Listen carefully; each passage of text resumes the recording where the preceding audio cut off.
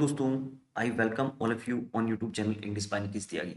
Students, आज का जो द हिंदू का एडिटोरियल है वो आप लोगों से बात कर रहा है कि कैसे कैसे जो कोरोना वायरस के केसेस हैं वो धीरे धीरे कैसे कम हो रहे हैं। तो आइए शुरू करते हैं।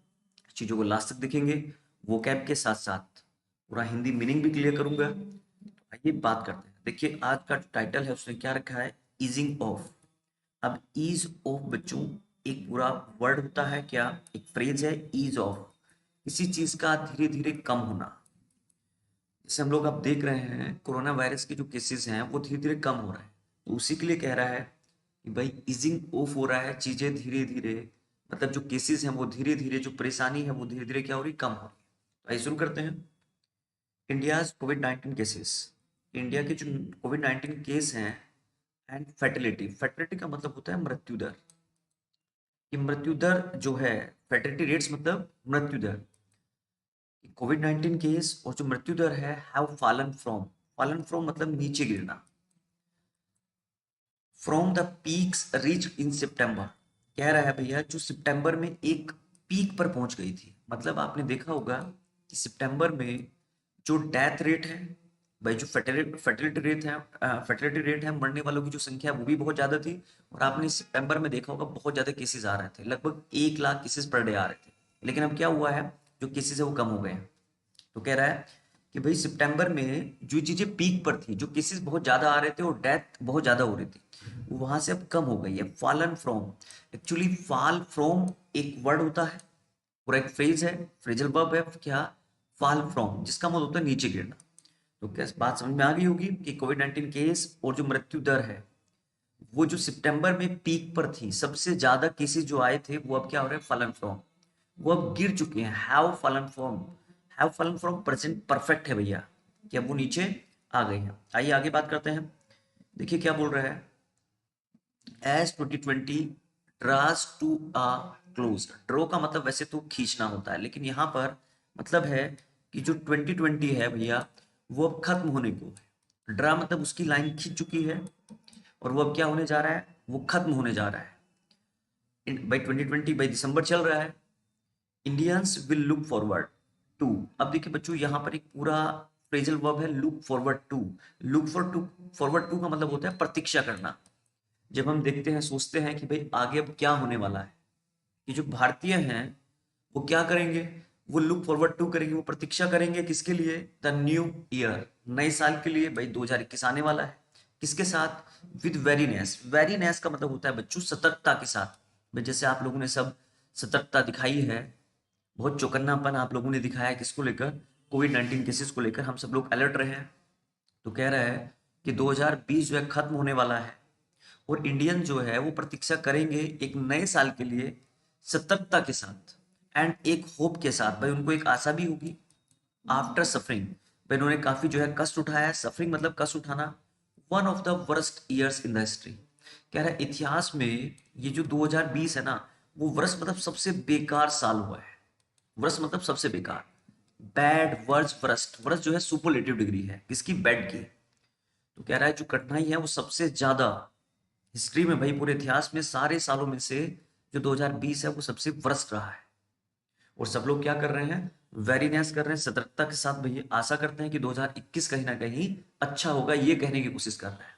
हेल्थ वाइज देखिए 2020 में क्या हुआ है, लगभग 1,48,000 रजिस्टर्ड डेथ्स हैं। देखिए लगभग 2020 में इतनी जो रजिस्टर्ड डेथ है वो इतनी है, 1,48,000। लेकिन आप देखिए तो रजिस्टर्ड है, ऐसी भी डेथ्स हुई होंगी जो रजिस्टर्ड नहीं है ड्यू टू कोविड-19। किसकी वजह से, भाई ड्यू टू का मतलब होता है कारण, ना कोविड-19 की वजह से भैया इतनी जो है रजिस्टर्ड डेथ्स हैं। एंड इकोनॉमिकली, इकोनॉमिकली मतलब आर्थिक रूप से जो हमारी लाइवलीहुड्स, जो जीविका है, भाई जो हम लोग रोजी रोटी कमाते हैं, आर्थिक रूप से उसको भी लॉस हुआ है। द पेंडेमिक कंटिन्यूज, जो पेंडेमिक है वो कंटिन्यू है, कंटिन्यू टू रेज का मतलब होता है बढ़ना, वो लगातार बढ़ रही है भाई। डेली इन्फेक्शंस आप देख रहे हैं and deaths are scaling fresh peaks in Europe. देखिए यहाँ पर कह रहा है कि यूरोप में क्या हुआ है कि फ्रेश जो केसेस हैं वो ज्यादा आ रहे हैं और फ्रेश रूप से चीजें फिर पीक पर है, कहां पर, यूरोप में। ठीक है, यूरोप सब लोग जानते हैं, एशिया महाद्वीप एंड यूरोप महाद्वीप जिसकी मैं बात कर रहा हूँ। तो यूरोप में, यूरोप की जितनी भी कंट्री है वहां पर, ठीक है, डेथ्स और इन्फेक्शंस ना जो केसेस आ रहे हैं, डेथ्स वो कहाँ पर पीक में है। The US is closing, US जो है is closing in 20 million confirm cases and, कि 2020 में यूएस में देखिए कितने केसेस, लगभग 20 मिलियन कंफर्म केसेस हैं एंड 3.4 लाख डेथ्स हैं। अब देखिए यहाँ क्लोजिंग का मतलब है कि 2020 का जो क्लोजिंग हो रहा है, 2020 जो है खत्म हो रहा है, वो इसकी बात कर रहा है कि 2020 में भैया, तो 2020 का जो एंड है उसमें 20 मिलियन कंफर्म केसेस और 3.4 लाख डेथ्स हैं इन सम कंट्रीज, है ना।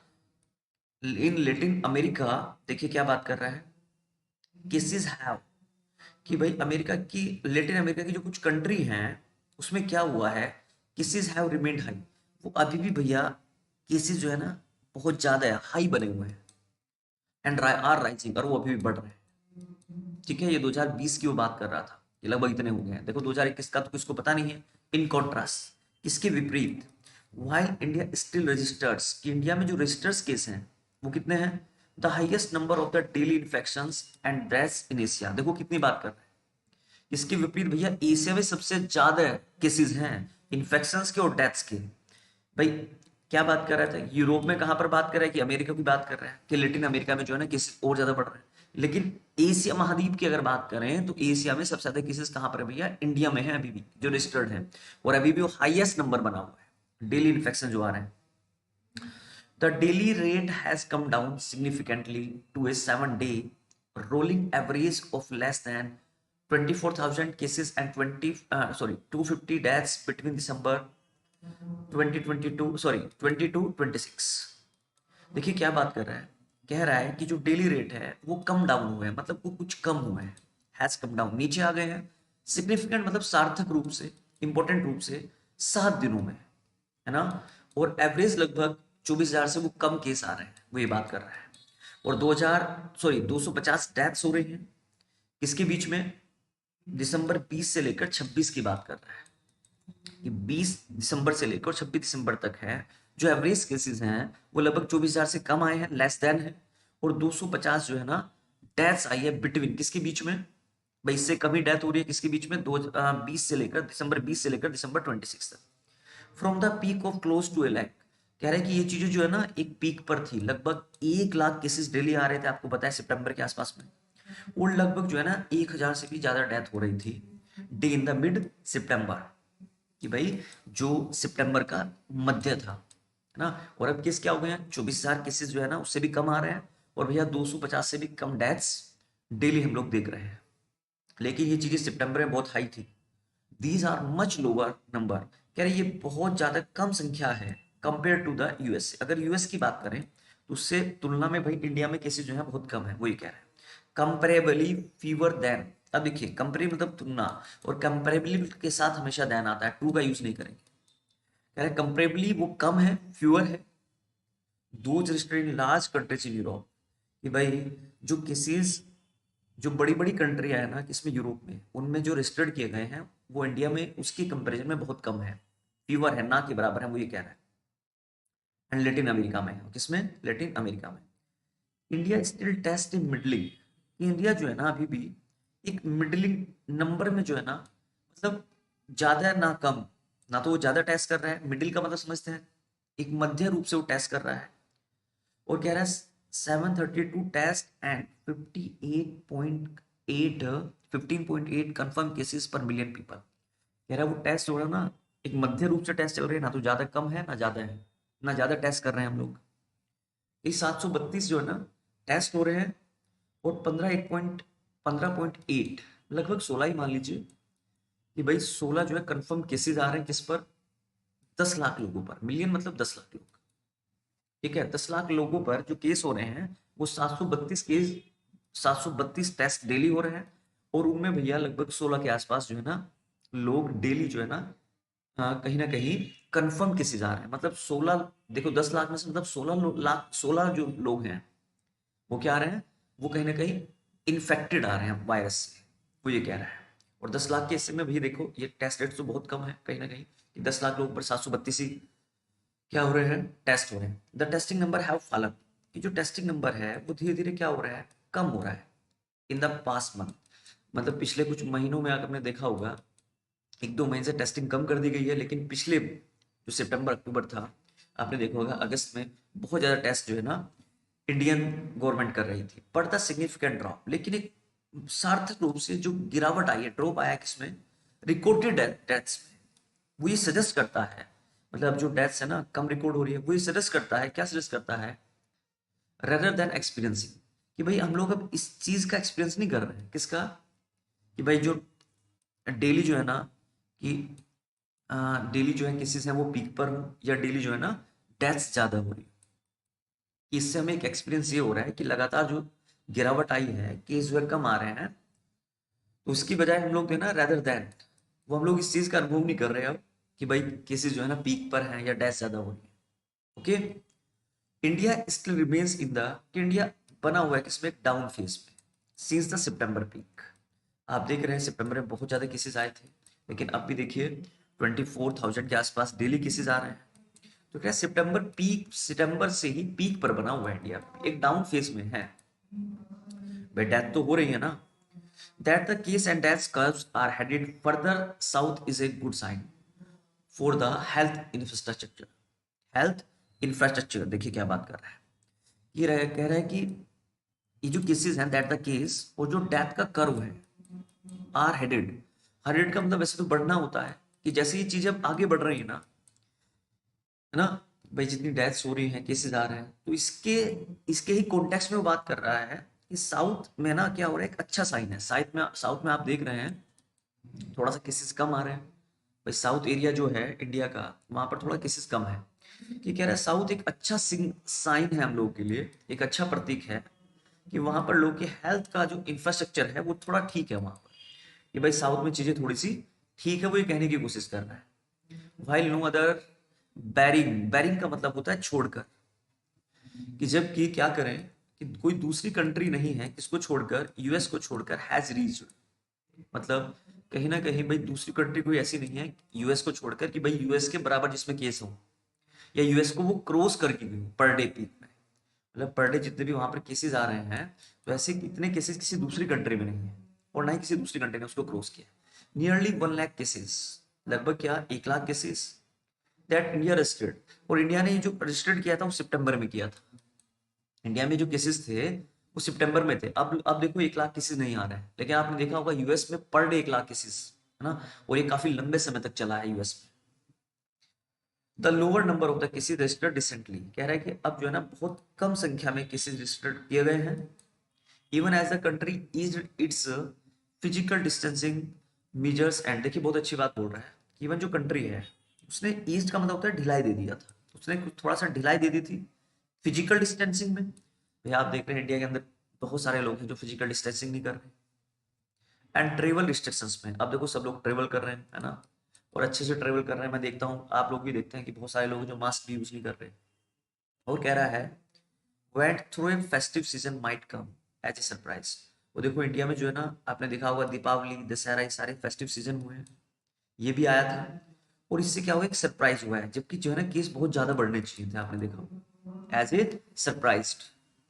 इससे भाई क्या हुआ है, एक सरप्राइज रूम में भाई जब ढिलाई दे दी है तो केसेस जो है ज्यादा बढ़ने चाहिए थे। लोगों ने भैया किसका, भाई जो गाइडलाइन है उनका पालन नहीं किया, मास्क यूज नहीं किया, है ना। तो कह रहे हैं इससे एक सरप्राइज हुआ है चीजें, है ना। ट्रेवल रिस्ट्रिक्शन जो है थोड़ी सी ईज कम कर दी गई, ढिलाई दे दी गई, तो इससे एक सरप्राइज होकर चीजें सामने आई है।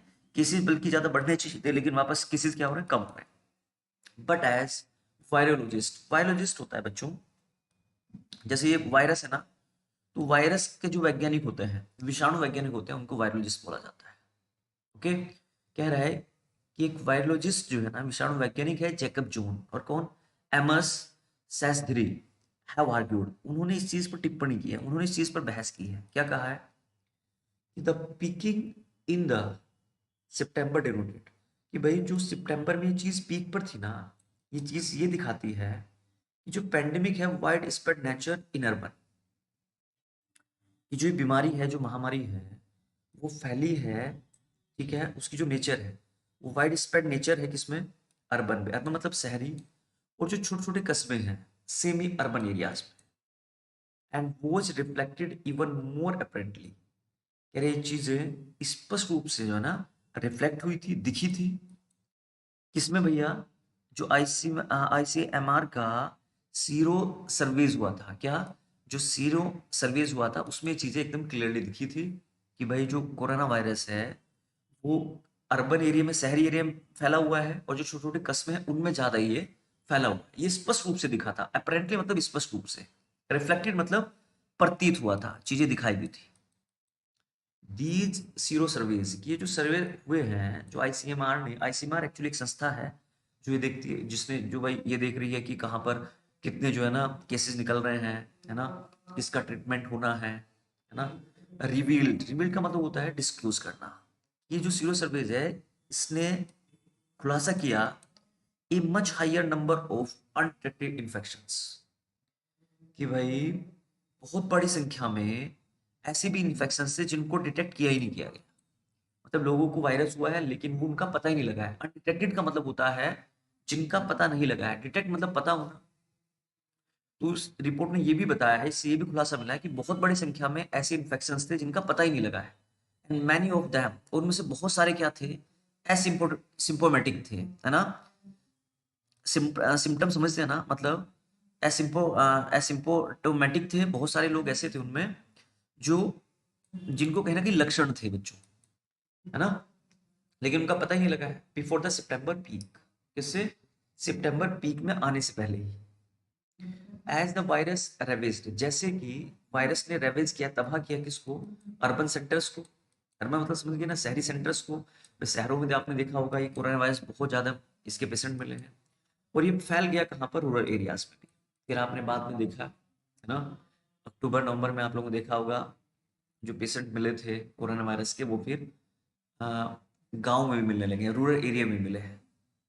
और देखिए क्या कह रहा है कि जो वायरोलॉजिस्ट हैं एस्टिमेटेड, उन्होंने अनुमान लगाया कि नियरली, लगभग क्या, एक थर्ड ऑफ द पॉपुलेशन, कि भाई लगभग एक थर्ड पॉपुलेशन जो है ना वो पहले से एक्सपोज की गई थी, मतलब वो पहले से उजागर हो गई थी।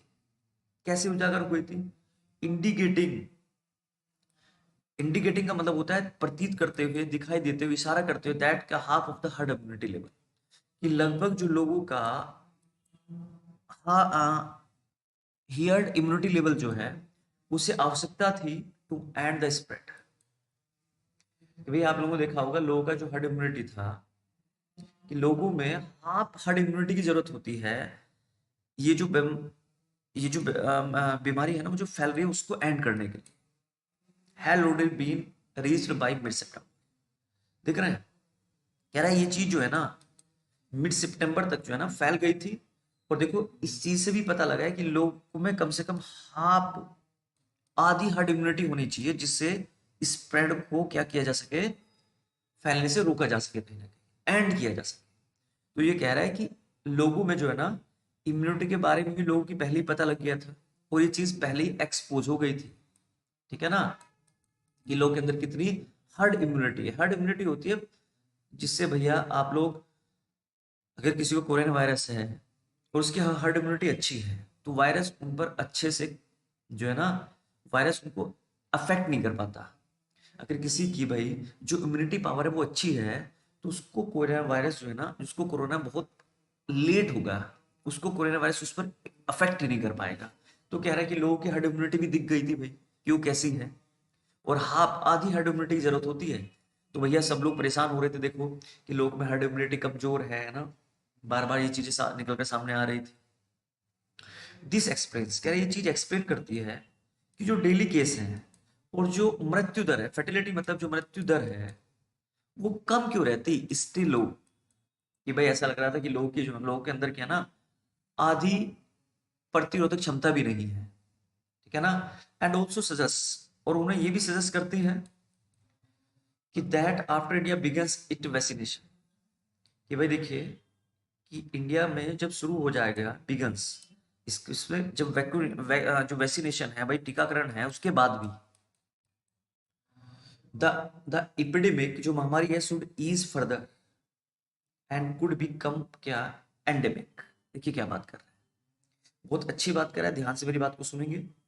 कि कह रहा है कि वो इस चीज को तो उन्होंने बताया, लेकिन वो एक ये भी क्या दे रहे हैं, एक ये भी एक सजेशन दे रहे हैं कि वैक्सीनेशन को ड्राइव करने के बाद, कि भैया जब वैक्सीनेशन हो जाए उसके बाद भी क्या करना है, उसके बाद भी बच्चों ये करना है कि हो सकता है कि आगे कि थोड़ा सा आसान हो जाए और ये जो बीमारी है वो एक एंडेमिक बन जाए, मतलब एक स्थानिक बन जाए। मतलब हो सकता है कि पर्टिकुलर, कि भाई जैसे वैक्सीनेशन हो जाएगा तो हो सकता है किसी पर्टिकुलर जगह पर ही हो जाए ये बीमारी। ये हो सकता है कि भाई अब यहाँ इस एरिया में चल रही है, पूरा वर्ल्ड वाइड ना होकर वो एक एंडेमिक बन जाए कि हाँ भाई बस अब इस एरिया में जो बीमारी बची हुई है। कह रहा है इसका मतलब ये नहीं है कि does not listen the danger. ये हो सकता है, देखो क्या होगा, ये हो सकता है कि बीमारी ईस्ट में ही हो या नॉर्थ में ही हो। कह रहा है इसका मतलब ये नहीं है कि भाई आगे आने वाले चलने में हो सकता है ये स्थानिक बीमारी बन जाए कि भाई हाँ बस इस एरिया में बीमारी रह चुकी है, इस एरिया में नहीं है। तो कह रहे हैं डेंजर जो है ये खतरे को कम नहीं करता, लोकल आउटब्रेक को ये कम नहीं करता। हो सकता है जहां पर वो स्थानिक रूप से जहां पर बीमारी बची वहीं पर फैल जाए। आउटब्रेक का मतलब होता है फैलना। एंड जब जो कॉम्प्लिकेशंस हैं, जो समस्याएं आ रही हैं, है ना, इसको the spread of new variant.